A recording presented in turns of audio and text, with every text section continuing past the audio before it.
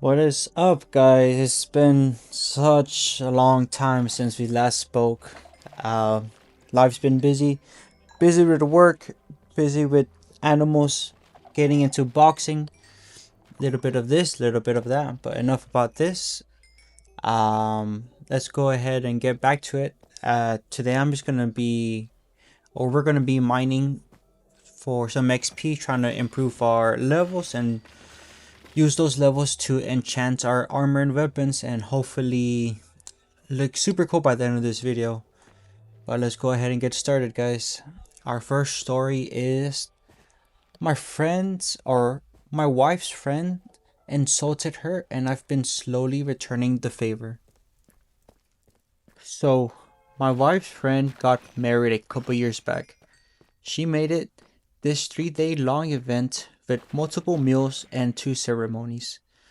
Everything with different dress codes. Okay, right off the bat, it seems like a little too much work. If I'm going to a wedding, 1 day is enough, I think. Especially if it's a destination wedding, having to spend that much time for another wedding. Why do you even need 3 days for? But enough of that tangents. Let's keep on going. Day one was some dinner. No, actually, let's go back to it. The only reason someone might need like a 3-day wedding is for a ritual. And at that point, I'm out. There's no other reason for you to need 3 days for a wedding. I understand if you're trying to sacrifice someone, you need 3 days to prep them, make sure they're clean, make sure they're good to go, and then you can sacrifice them.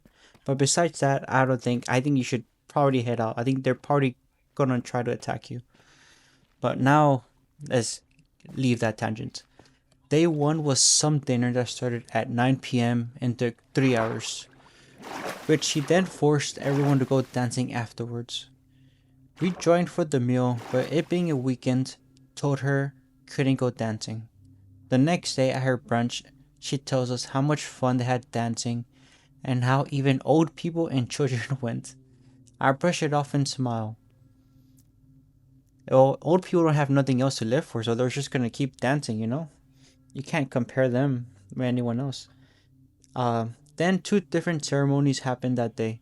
And then finally, the event will end with another brunch on the third day.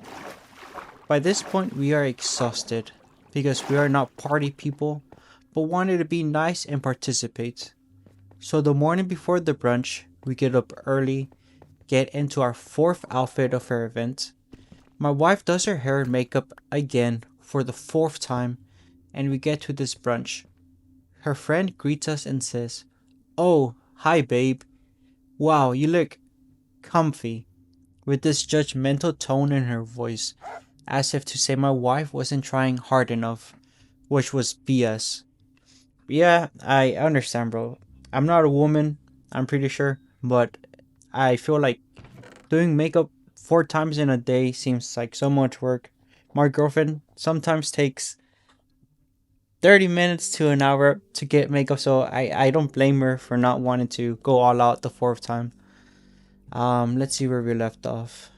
My wife tries her best to brush the event off and says it's just stress from the wedding that made her terrible towards us at the entire time. But I've decided that her friend is just a asshole and will slowly repay her for years.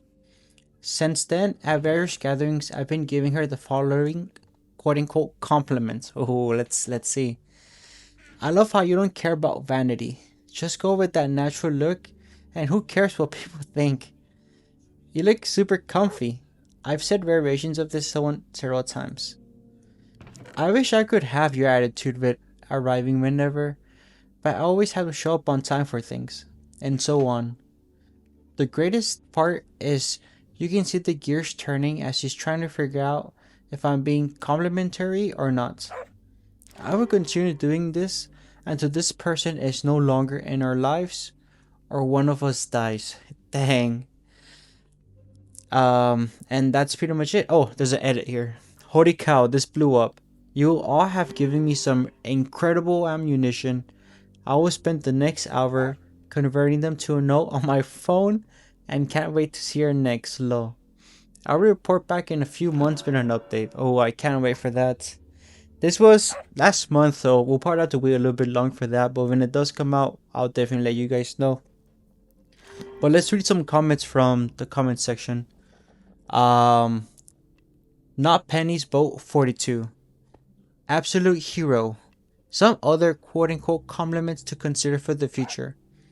Not everyone can pull off that kind of look, but you certainly tried. Your haircut really slims your face. Oh, that's a good one. Your house feels so lived in. That's a good thing, no? You're so charming when you make an effort. I wish I was as comfortable as you wearing that outfit. And how fun. I envy your courage. These are some good ones. Another one from OK Wait 4000. I never get tired of seeing that outfit. Oh, that's such a good one. But honestly, none of these are really good. You have to have a compliment so good where you make the other person cry a week later, you know? If there's no tears flowing, there's no damage taking, and therefore you're not trying hard enough. Uh, let's see, another comment from Alien Marky. My mom was good at these kinds of insults. My favorite ones are, "That's a lovely dress. Was it cheap?" And "Your hair looks great. Did you cut it? Style it yourself?" Damn, these are good ones. And one more from the Married Unicorn M. This is a Southern way, lol. That is a bold outfit. I don't have that kind of confidence.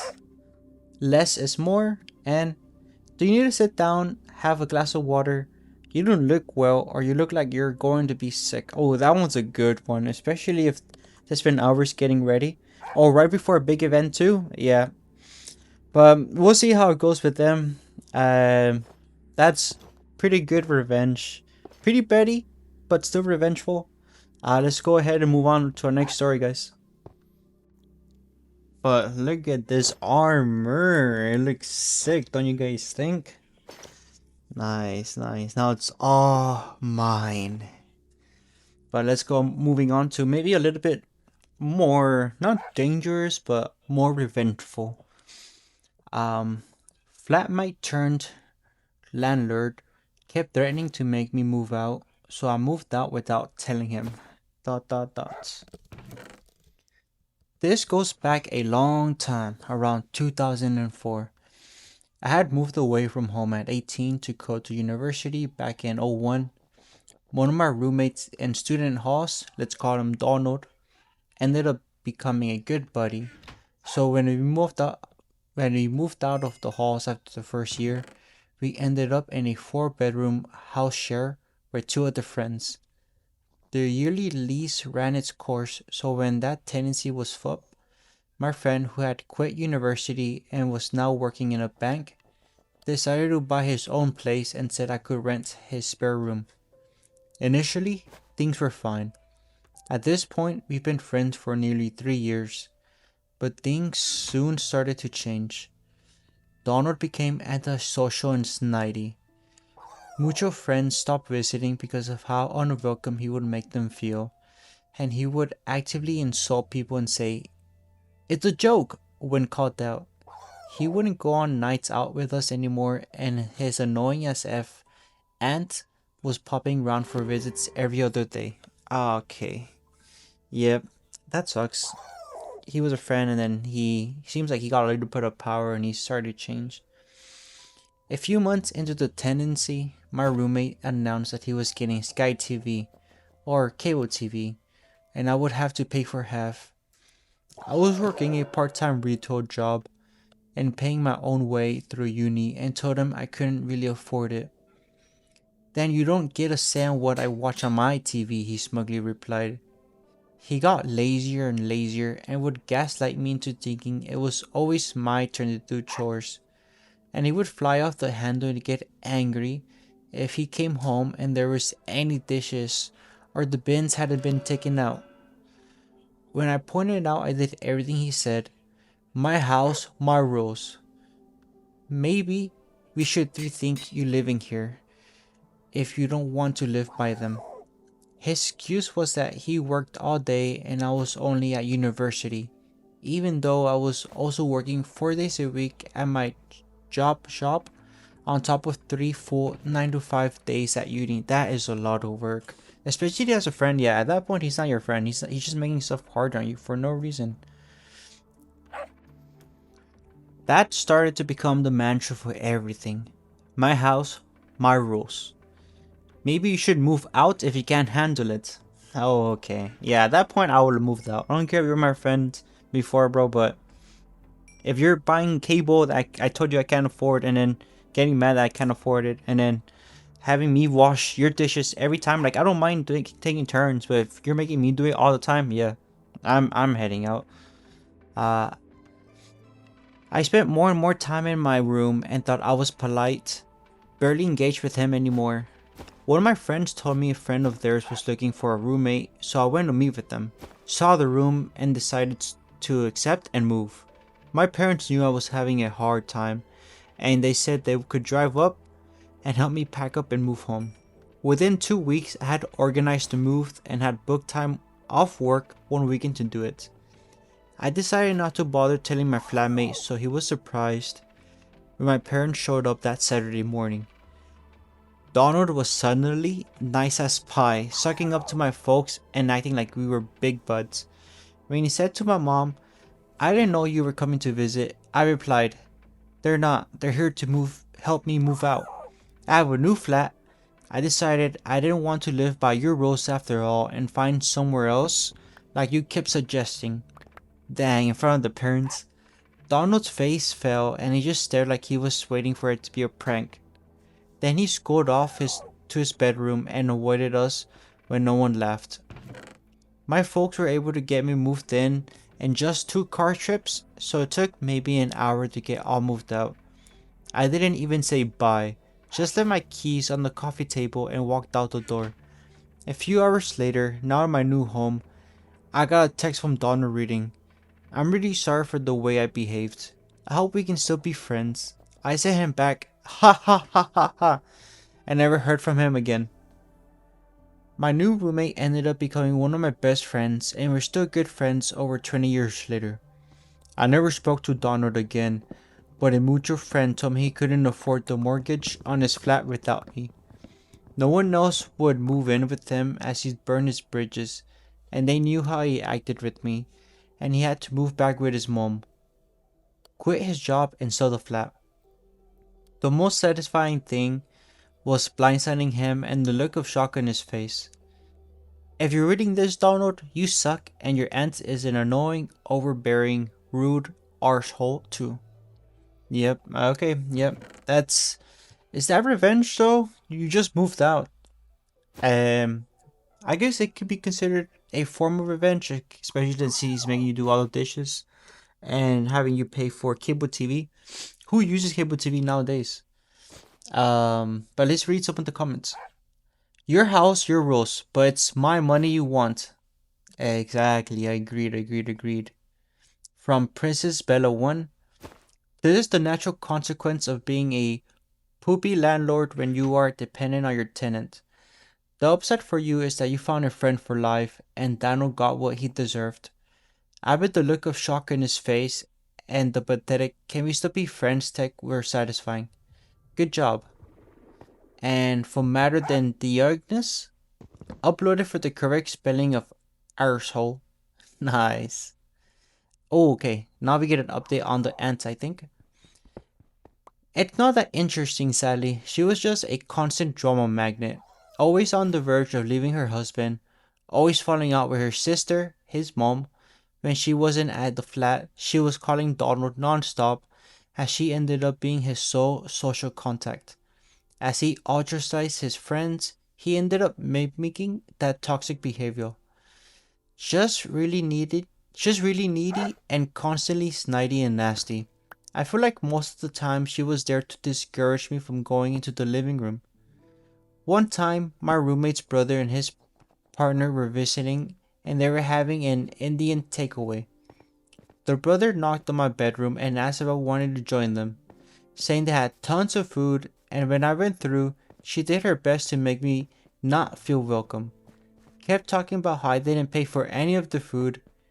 Near the sheet, by the way. The brother brought all of it. calling me a quote-unquote freeloader and saying she thought it was a family get-together while staring at me but talking about me like I was in there. That is crazy. How can people be like that? I ended up going out to get away from her, and the next morning when my roommate's brother and his GF were leaving, he apologized to me about their aunt's behavior, so he noticed and was embarrassed by her. His GF added, "She's a real B to me too." Hey, at least it's not just him. I guess it's just the person themselves. The funny thing is she came into my retail job a few years later demanding a refund and acting like she didn't know me. As I was a supervisor by then, I refused her the cash and forced her to take a voucher instead.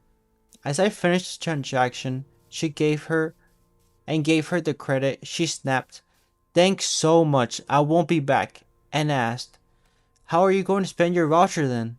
And she walked away, muttering to herself, "That's a nice comeback." Pretty sure she came in to try and start some poop as she knew where I worked. That was the last I saw of her too. Dang. Okay, that's some pretty good revenge. And you got revenge on the ants? Congrats, man, congrats. Now let's move on to some more PD revenge stories, guys. I appreciate you guys for watching still. Look at this view here. Let me save this game real quick and then let's move on to story number 3. So, I unenrolled my ex from college because God killed my grandma. Ooh. This reminds me of the meme like, "Because you killed my or dancing killed my grandma." I think it's from the movie Trolls. Pretty good movie. Okay, the title is definitely going to turn some heads, just like I hoped. I can't say I'm proud of this, but it's a great story that fits right in with people here. When I was 22, I started questioning my sexuality. I was attending a very conservative Christian college, so for the longest time I quote unquote prayed it away. Eventually the hormones caught up and I started getting feelings for this other girl. I was shocked when she let me kiss her. We started fooling around for a bit, for a few months, until our friend realized what was going on. We decided to lay low, but that Christian guilt got to us. She started dodging my calls and canceling plans. She later told me her dad was super sick and she needed to go home for a while. I told her I would give her space to be with her family, but she could reach out when she was back. Dang, it sucks that people have to feel like they have to quote unquote pray something away that they're feeling or having some guilt for the way they're feeling. But I guess that's just the way they grow up. And damn, this mod is so good. Just hitting one thing breaks the whole thing. She did come back about a week later, but she never told me. In fact, she blocked me. When I tried to reach out through mutual friends, they told me she wanted nothing to do with me because I was getting in the way of her relationship with God. Huh. I knew immediately what she meant, and I started to panic because I thought she was going to turn me into the school. What? You can get in trouble for that? Well, it is a conservative school, but... Within that same month, my grandma died from cancer. Mentally, I was at wreck. I tried to reach out to the girl through friends again.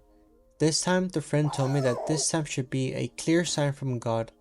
Dang. Turns out, when the girl went back to her sick dad, he died. She and these other friends felt that God was punishing us for being gay by taking away family members. That is crazy.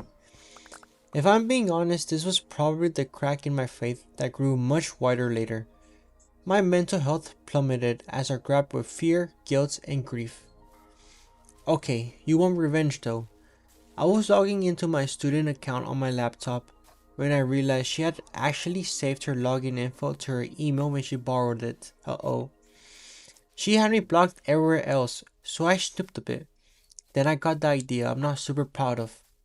I found her list of classes and emailed all of her professors that she was withdrawing from school due to personal issues. I did the same with student life, the finance office, and the registrar. The next week or so, she had to visit all sorts of offices to get herself re-enrolled, grades updated, and financial aid back in place. It was a what was that? What hit me? It was a logistical nightmare. I deleted all the emails I sent from the sent folder, so she genuinely had no idea where the suggestions of her withdrawing came from. The school never investigated. Damn, that is some next level revenge. Let's read some of the comments here. Yeah, I mean, to be honest, I think that's justified, especially if they're implying that because of your sexuality, your family is dead. That's crossing the line. But let's see. From Foreign Organization 3857. While I definitely think this is epic revenge, you should delete this as the statute of limitations and not up. Shinji responded, "This was almost 10 years ago, so I'm not too worried. Fun fact though, I did get kicked out after I was caught in bed with my now wife. Oh, so it's serious, damn. Okay, let's read another comment. How do you know what she felt after her father passed away if she wasn't speaking to you? What if you punished her based on the thoughts and opinions of her bigoted friends, not her own confused thoughts about losing her father? True, true. You kissed her so then thought you had a right to get revenge for not being able to force a relationship with a girl who just lost her father. That's a really messed up thing to do to a person already experiencing a crisis. Oh, absolutely, she said. Incredibly fucked up thing to do. I was a mental disaster, unmedicated, and incredibly indoctrinated. Yeah, I didn't hear her thoughts directly, but our mutual friends seemed to express that these thoughts of God punishing us were her opinion as well. I guess I don't know or ever will, and I'm okay with that. And another comment, well this would fit in nuclear revenge, but at the same time it also gives stalker vibes. Agreed. I feel like that's one of those things where like you're messing with someone's livelihood, but then again you are like bringing family into the mix, so I can see both sides. Honestly, I wouldn't do it. I would probably maybe like use her email to subscribe to all sorts of weird websites. Like Data Dwarf or rent a Michael Jackson impersonator and hire them for like 10 months, just something super silly. And honestly, like just sign up to as many things as you possibly can find. Just the weirdest poop out there. But nice. Let's move on to the next story. This was pretty good revenge. Pretty good. Let's see if we can top that. I lent my cousin my favorite jacket for one night, and she tried to rebrand it as hers, so I let the stitching do the talking. A few months ago, my cousin, 27, female, asked to borrow my favorite jacket for a work event. It's not designer, but it's one of those pieces that looks expensive because it fits perfectly and has history. I found it years ago, had sleeves tailored, replaced the buttons, and I sewed a tiny cloth label inside my nicer stuff because I'm forgetful and I've had clothes quote unquote vanish at gatherings before. My cousin promised it would be one night, no food, no smoke. She'll hang it up. She'll drop it off the next day. You can probably guess where this is going. Next day. Oh my god, I forgot. I'll bring it next week. Next week. I'm out of town. Then she started getting snipey, and I was annoying her by wanting my own thing back. 2 weeks later, I see a photo of her on social media, wearing my jacket with a caption like, "New staple, obsessed," and people in the comments asking where she got it. She replied, "Vintage fine," with a little spark emoji. I texted her, polite at first, like, "Hey, that's mine, please bring it back." She responded with, "Lo, it's literally a jacket," and then tried the Gaslight special. She said maybe you have similar ones, and anyway, she doesn't remember borrowing it, and I'm making drama over nothing. It made me feel kind of stupid because it's a jacket, but it's also my jacket, and she was acting like I was crazy for noticing. Why do people do this? Okay, let's see. Let's see what she's gonna do. So I stopped arguing. I waited. My aunt hosted a small family get together a couple weeks later. Not a big dinner, just coffee and desserts, and people passing a baby around. My cousin showed up wearing the jacket again, like she was staring me. Damn, that is crazy. I did the sweetest voice I could manage and said, That looks really good on you. Where did you end up getting it? I love that cut. She smiled and said, loud enough for everyone to hear, right? I scored it ages ago. I just never wore it. Perfect. I walked over and said, no way. Can I see the inside? I did a little repair inside of mine and I'm curious if it's the same. She got tense and tried to step back, but I lightly pinched the inner seam near the collar and flipped it open. There it was, my little cloth label, stitched in, crocked the way I always do it. My first name and the year. I didn't yank it or make a scene. I just turned it to my aunt and said, comment anything. Oh, good, it is mine. I'm so relieved, I thought I lost it. The room went silent in that very specific way family rooms go quiet. What is that creeper doing here? My cousin's face went red, then she laughed too hard and said, I'm embarrassing her.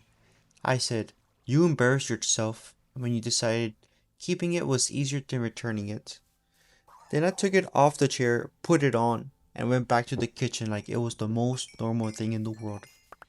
She tried to follow me in a whisper fight, but my aunt cut her off and asked what she lied about something so small. Cousin left early, slammed the door, and later texted me I'm petty and vindictive, and I care more about stuff than family. Bro, you took her sweater. What are you talking about? Jacket. I told her I care about basic respect. The best part is she can't even spin it online now, because if anyone asks about that vintage find, she has to remember it had my name sewn into it the whole time. What? Is this how it ends? Did she ever get the jacket back, or did she just let her jacket keep the jacket? Her cousin keep the jacket. But let's go ahead and read some of the comments.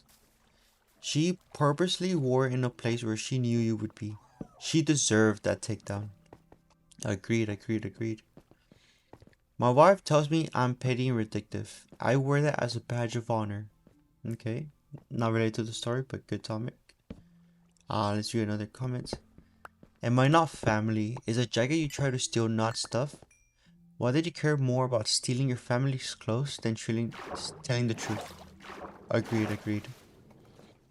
Um, this is a long comment. My daughter's friend tried this with a jacket because it was a name brand. She asked to wear it home from practice because her ride was running late, and it was kind of chilly. I think she hid her jacket to get it. It was basically new. Said she would bring it to practice the next day and return it.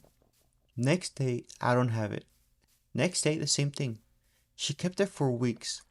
Some of the other friends said she had it during school, but she had never had it during practice. That's suspicious. So she told her that her mom wanted her jacket back and I would bring her by her house for it for practice. I could give her a ride if she needed me.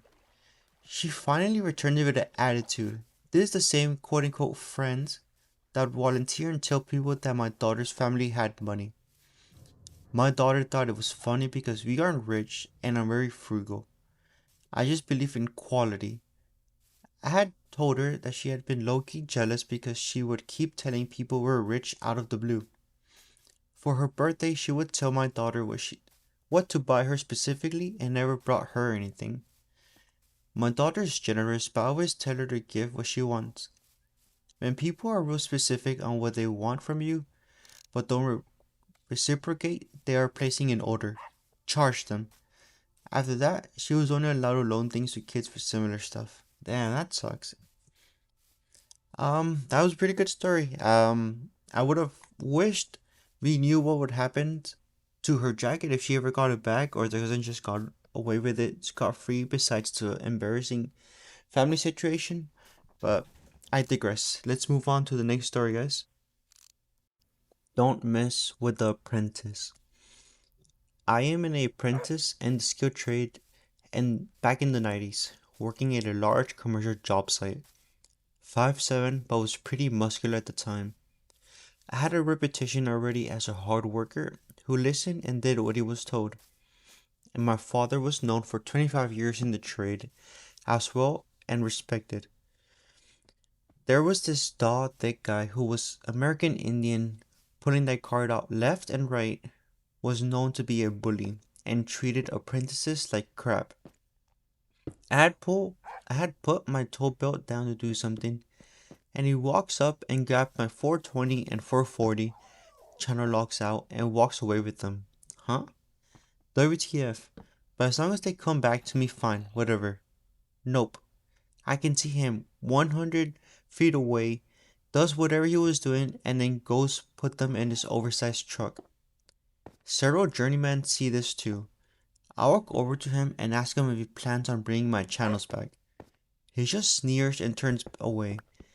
I say to him again. He turns around like I am below him. He did have about 10 inches on me and say something like, "Mine now." Yeah, not this guy, buddy. I tell him you can bring them back or I can smash in your freaking window and take them back. He looked over his shoulder and sneered again.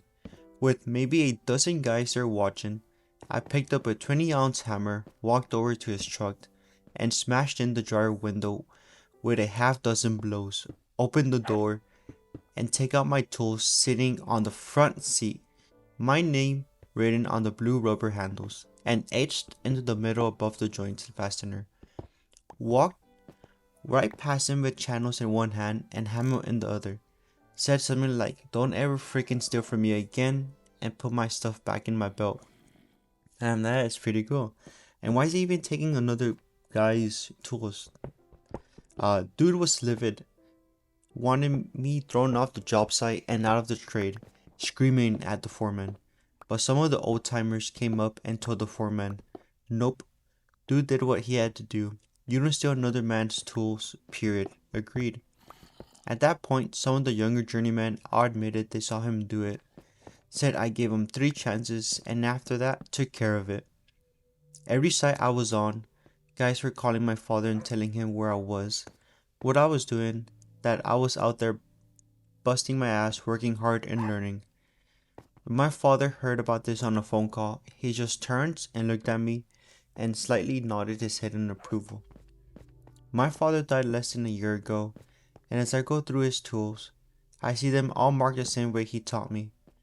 And even his father's stuff, and grandfather's tools, and every time I use those very same channels from that day, my name's still easily seen. I can see him nodding to me. Oh, this was a combination of revenge story and also feel good story. But let's read some of the comments. May Pop's memories ever be a blessing. I bet this wasn't the first time of him bullying an apprentice. Yeah, you're probably right. He's probably been doing this so many times for him to just do it so easily. Too bad he didn't get a reaction from his other victims before this. Another comment, never take someone else's tool without direct permission. Respect the sanity of someone else's toolbox or machinery. Return borrowed tools in the same condition as they came to you. Replace consumables used. Always say thank you. Yep, I thought that was pretty common sense. Another comment, I had the same issue with a tape gun at a factory I worked at. I engraved my name on it and even had it painted a different color. When I pulled it out of my supervisor's tool drawer and I said, "This is mine," he tried to go to the higher ups. I simply told him that we don't have the tools or the paint or the time here for me to be able to do this while I'm at work. I know that sounds petty, but their stuff was crap, and I paid good money for something that worked better than what they had. I also had receipts from when I purchased it if they wanted to try me. Yep, agreed. Yeah, I'm so glad you broke that guy's window though. I wonder if he ever came back or if he just decided to pick a different job. But nice job, man. Very nice. And are we ever going to find some diamonds here? We did find some gold, that's the good thing. But let's keep exploring this cave and keep going on with the story. I appreciate you guys for listening still. And so next story. He tried to scam me, so I caught his job. This happened a few years ago. My boyfriend at the time, now ex, but that part is unrelated to the story, didn't use any social media. He had bought a $600 car radio/sound system, but before he got a chance to install it, he bought a new car instead. He couldn't return it, so he asked me to sell it on Facebook Marketplace for him. Huh, that's suspicious. A few weeks passed by. Finally, someone messaged me asking if we could be willing to ship it a few states away. I gave him my BF's phone number and asked him to coordinate directly. A month goes by and my BF asked me if I can message the guy because he never gave him the rest of his money. I asked what he means. Apparently they settled for $400, with half upfront and half when the buyer receives it. My BF sent the radio, gave him shipping details, buyer confirmed he received it, but then never sent the remaining $200. Rookie move. Luckily, the buyer was an idiot. I go to his profile and it's completely public. Friend list, job, wife, family, everything. I immediately take screenshots before messaging him in case he blocks me. That's smart. I message him asking for the remaining payment. Read, ignored. I sent him a Venmo request, ignored. Finally, after 2 days and a few messages, I know what I have to do. Oh, I'm just expecting he's gonna email all of his family members and let them know what's going on. But let's see. I go to his friend list and find everyone with his same last name. Check his wife's profile, send her a message along the lines of, "Hey, I'm trying to reach your husband, etc., etc." And then I sent the same message to his mom and dad and siblings. Oh, that's so good. Then, just to really drive home the deal, I call his work. No answer, but I leave a voicemail. "Hi, this is blank. I'm trying to reach this person. If you please give him my name, he'll know what this is about." The next morning, I had the payment. If you're going to try to scam people, at least lock down your social media. He could have at least held his end of the deal in a timely manner, but now his family is asking why he's a D at Thanksgiving. That's super good. Yeah, why do people say they're gonna pay for them and never do? It doesn't make any sense, it's you're part of the bargain. But at the same time, it sucks that the guy can't even trust someone to send the 200 after he received the payment. But guys, read some of the comments. Well done. That's what's up, lo. From Burr808. I gave a taxi ride to 2 women who canceled the Venmo as they went to the bar. We had exchanged numbers earlier in the ride, so next day I tried calling and was hung up on right away. I Venmoed 2 pennies with the message describing what happened and they scurried into the bar like 2 rats after a pile of trash. Got paid within 10 minutes and blocked on Venmo. Huh. Lo, good job. Love this. Nice. Yeah, her ex got very lucky in that she had the responsibility. Oh, what happened to my dog? Doggy, where you at? Sorry. I got distracted. Oh, is that a creeper over there? Oh, sorry, I got distracted again. But yeah, I'm really glad this ended up being some good news, good revenge. All these revenge stories have been pretty nice. It makes me want to get revenge on people who have done me wrong. But then again, you live and you learn. Let's probably read one more story and then we could probably wrap this video up. Let's go and see if we can explore this at the same time though. Okay, I think I saved the best one for last, guys. Getting creative with Wi-Fi reloaders. XD. I moved in with a fella a few months ago and his internet has always been really slow and temperamental. One day I got into the settings to check connected devices and there were far more than I was expecting. I disconnected all of our devices except my phone and yet there were still 7 devices connected. So I changed the password. The next day, the neighbor kids came round. "Sorry to bother you, but we're locked out and don't have credit on our phones. Could we connect to your internet so we can have WhatsApp our mom? I said sorry, ours isn't working at the minute. Once they gone, I messaged my fellow with a heads up and that's when he decided to tell me that they've done the same thing about a year ago and he'd given them the password. Bruh. He's not tech or security savvy. They did come around again after they saw my fella get home and they asked him for the password again but he said it wasn't working. About 4 years ago, our hub started having issues. An engineer came out and they reset the hub, which also reset the password. I didn't think much of it at the time as the internet was back up at full speed, so I, rather stupidly, left it on the default password. 2 weeks ago, the neighbors started playing their TV quite loudly, just as that 4-year-old was going to bed, about 1900 or 1930, right the way through midnight. It only sounds like they have it as close to our wall as possible. Last night, my friend finally kicked it and realized they're probably using our internet again. I turned the router off, and unsurprisingly, their TV stopped within a few minutes. Turned it back and waited a few minutes. Their TV came back on. I left the router off for the night to deal with it in the morning. Huh, nice. So at least they can't. If I can't use it, they can't use it. This morning, rather than just change the password again, I changed the SSID and password on the main network and created a guest network with the old SSID and password, but with a severely reduced bandwidth and speed. So far, 4 devices have connected to the guest network, and I've had fun periodically banning a RAM device from the network and allowing to connect again an hour later.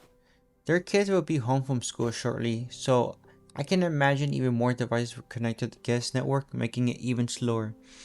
Okay, so I like the idea, but why can't you just like maybe stream some of the stuff you're doing to their device? So if you don't want them to be on your Wi-Fi, why don't you like send them like bedtime reminders, or like stop the Wi-Fi like 7, or like at least people are saying in the comments. I read about a guy that was about to tweak his router, so any image on the guest Wi-Fi displayed upside down. Exactly. Let's see. From this other comment, if they are on your Wi-Fi, you should be able to stream video to their TV and devices. Exactly. I had a buddy's neighbor stealing his Wi-Fi signal, so he started streaming KP on his neighbor's device till he stopped. And they responded, "Your buddy is an absolute legend." I have no idea how to do it, but it's definitely food for thought though. Thanks. Yeah, something like that I think would probably prevent people from using your Wi-Fi. But I appreciate you guys for watching so much. I will catch you guys on the next video. Let me just destroy this spider and we are good. Peace.